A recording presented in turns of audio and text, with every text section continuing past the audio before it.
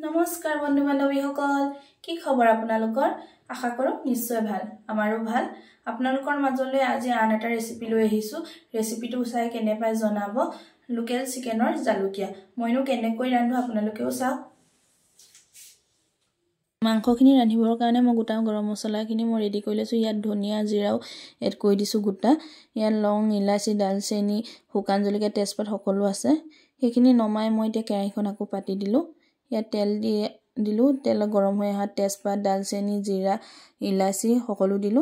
এতিয়া মই পিয়াজখিনি ইয়াত দি দিছো। পিয়াজখিনি ৰঙচুৱা নোহোৱালৈকে মই এনেদৰে কম জুইত ভাজি থাকিম।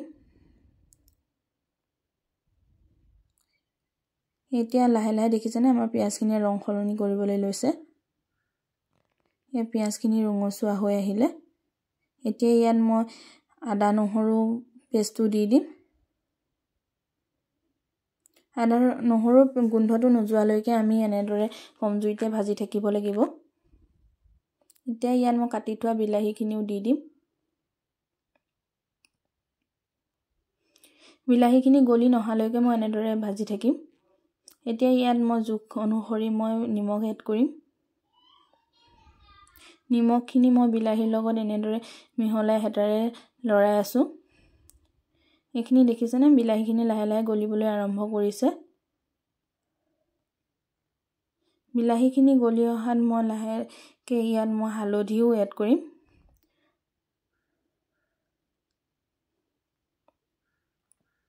ইয়াত মাংস মই দিলো। মাংসখিনি লোকেল চিকেন আছিলে 1 কিলো। মাংসখিনি মই সকলো মছলাৰ লগত মিহলি হোৱাকৈ এনেদৰে লৰাই থাকিম। ঢাকন লগাই দিছো। ঢাকনটো খুলি আকৌ মই লৰাই দিম। এনেকৈ কম জুই লৰাই লৰাই মাংসখিনি ভাজি থাকিব লাগিব।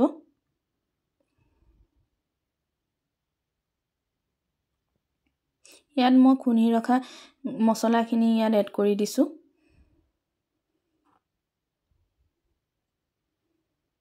ঘৰতে প্ৰস্তুত কৰি লোৱা মছলাৰ গোন্ধটোৱে সুকীয়া। পেকেটৰ মছলাতকৈ ঘৰতে তৈয়াৰ কৰি ল'লে সেইটো উপকাৰীও হয়।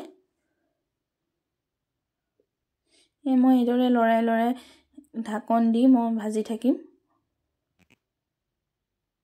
এয়া দেখিছেনে আমাৰ মাংসৰ ৰঙো সলনি হৈ আহিছে লাহেকৈ। ইয়াত এতিয়া মই অলপ পানীও এড কৰিম। এতিয়া আকৌ মই মাংসখিনি পানীৰ লগত মিহলাই লৰাই দিছো।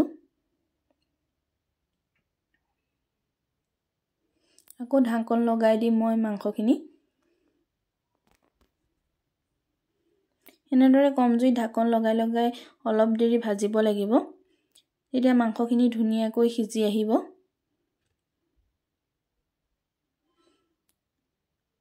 ইয়াতে মই এতিয়া কাটি ৰখা আলুখিনি এড কৰি দিম।